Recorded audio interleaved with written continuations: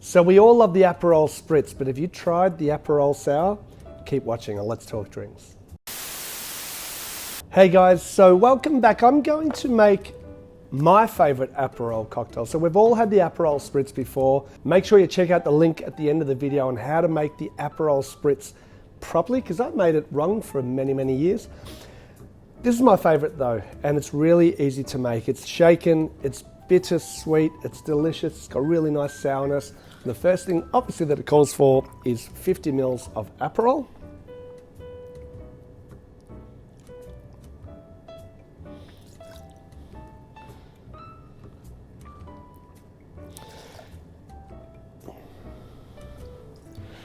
Now, I also make this at home with just 60 mils of Aperol and no gin, but for this one I wanted to add a little bit of gin just to booze it up a little bit.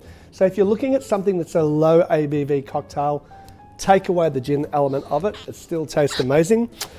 What I want to do though is instead of using just a normal vodka or a London Dry vodka, I'm going to do a flavoured vodka. This is the Whitley Neal Rhubarb and Ginger. Now, I get really nice tangy rhubarb flavour from the Aperol, so I think rhubarb with a little bit of ginger for spice will complement this cocktail really well. 15 mils of that. I haven't used this before in an Aperol Sour, but when I was scouring the back bar thinking, what am I going to use in there as a gin? I thought this could really work. Next up, 30 mils of freshly squeezed lemon juice.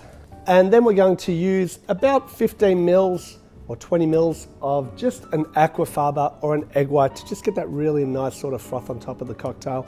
I use Aqua Faba, it's vegan friendly, and I don't get that smell of egg white, which is something that really turns me off with any cocktail that has an egg white in it. If you don't drink it quickly, it just doesn't work for me. Now we need to really shake this up hard. You could do a dry shake if you like.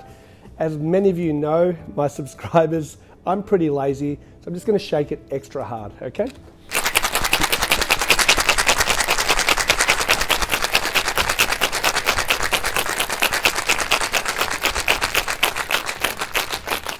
All right, let's have a look there. Yeah, look, that's really frothed up enough. You do want it to be a little bit more creamy and so forth. Don't feel bad about dry shaking. I think I'm going to just strain this in like this. So I'm not double straining. Sometimes when I double strain, it does remove some of that sort of foam.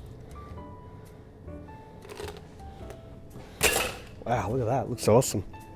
For my garnish, just a lemon twist. I like to peel it above the drink so it sort of shoots out the oils.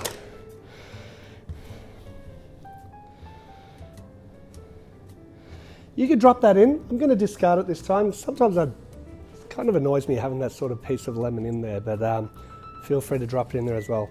Have a look at that crema sort of that's created on top of that. Let's give it a taste.